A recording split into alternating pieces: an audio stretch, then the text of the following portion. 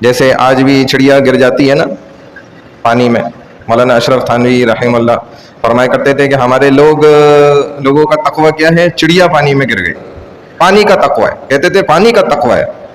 کیا مطلب؟ لوگ پوچھتے تھے حضرت اس بات کا کیا مطلب ہے؟ فرماتے تھے کہ ہمارے لوگوں کا چڑیا گر گئی نا پانی میں، یہ تقوی رہ گیا، یہ ہے تقوی اثر کہ جی چڑیا گر گئی پانی میں، اب جی پاکی کیسے حاصل ہوگی پانی سے؟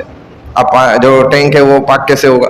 یہ مسائل لوگ پوچھنے آتے ہیں۔ یہ نہیں پوچھنے آتے ہیں جی حضرت میرے مال کے اندر جو ہے مردار ہاتھی گر گئے ہیں کئی سارے، وہ کیسے میرا مال پاک ہوگا؟ یہ نہیں پوچھنے آتے ماشاءاللہ۔ سمجھ گئے بات؟ تو ایک چھوٹی سی چڑیا یا چوہیا جو ہے نا جب ٹینک میں گر گئی اور پھل پھٹ گئی وہ، اور اس کی پاکی کے لیے یہ تقوی رہ گیا، پانی والا تقوی۔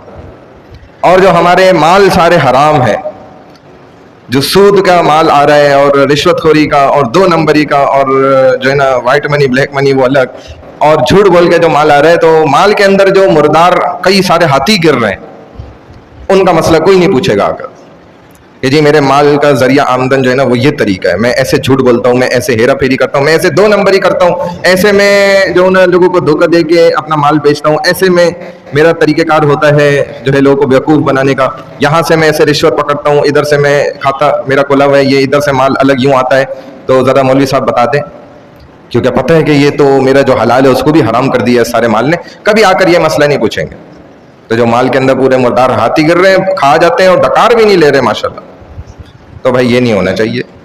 تو بہرحال ہم اپنے تعلق کو، جو ہمارے رشتہ دار ہیں نا ان کے ساتھ جو تعلق ہے ہمارا، اس کو جو ہے نا مزید خراب نہ کریں، بلکہ اس کو بہتر کریں، ہاتھ پیر جوڑیں، گلے لگائیں، یہی ہمارے نبی علیہ الصلوۃ والسلام نے ہمیں سکھلایا۔ اصل تقوی یہ نہیں ہے کہ میں نے ٹوپی اچھی پہنی ہے اور پگڑی اچھی باندھ لی ہے اور میں نے سنت لباس یہ لمبا چوڑا اور ٹخنوں سے اوپر میری شلوار ہے اور تسبیح میرے ہاتھ میں ہے اور چہرے پر نور ہے، یہ کوئی تقوی نہیں ہے۔ یہ میرے نبی نے نہیں فرمایا کہ یہ تقوی ہے صلی اللہ علیہ وسلم، یہ اللہ نے بھی کہیں نہیں کہا کہ یہ تقوی ہے، بلکہ آپ قرآن اٹھائیں پڑھیں تو آپ کو خود پتہ چل جائے گا کہ تقوی انہوں نے کس بات کو کہا ہے۔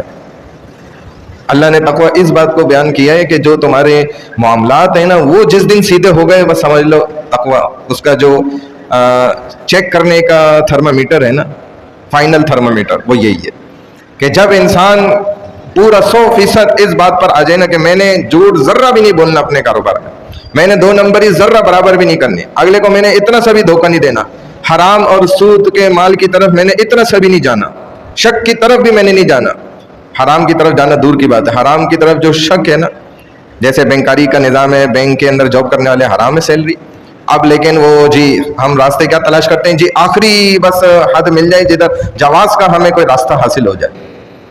اب دیکھیں، اب جو آدمی حرام کھا رہا ہے اس کی عبادت کوئی قبول ہے؟ کوئی عبادت قبول نہیں ہے۔ صرف اللہ کی طرف سے فرشتے نشان لگا دیتے ہیں، ہاں اس نے فجر پڑھ لی، ظہر پڑھ لی، عصر، ثواب وباب کچھ نہیں ملتا، دعائیں کہاں قبول ہوتی ہیں؟ کیونکہ حرام پیٹ میں جا رہے ہیں نا۔ تو یہ بڑے مسئلے مسائل ہیں، اللہ ہماری حفاظت فرمائے۔ ہم اصل چیز کو سمجھ ہی نہیں رہے۔ تو تقوی یہ چیز ہے کہ ہمارے معاملات کیسے ٹھیک ہو جائیں۔ ابھی رشتہ داروں کے ساتھ معاملات خراب ہیں، ہم عبادات تو کر رہے ہیں ماشاءاللہ، سب چیزیں کر رہے ہیں، لیکن ہمارے تعلق اچھے نہیں ہیں جس وجہ سے ہمارے اعمال ضائع ہو رہے ہیں۔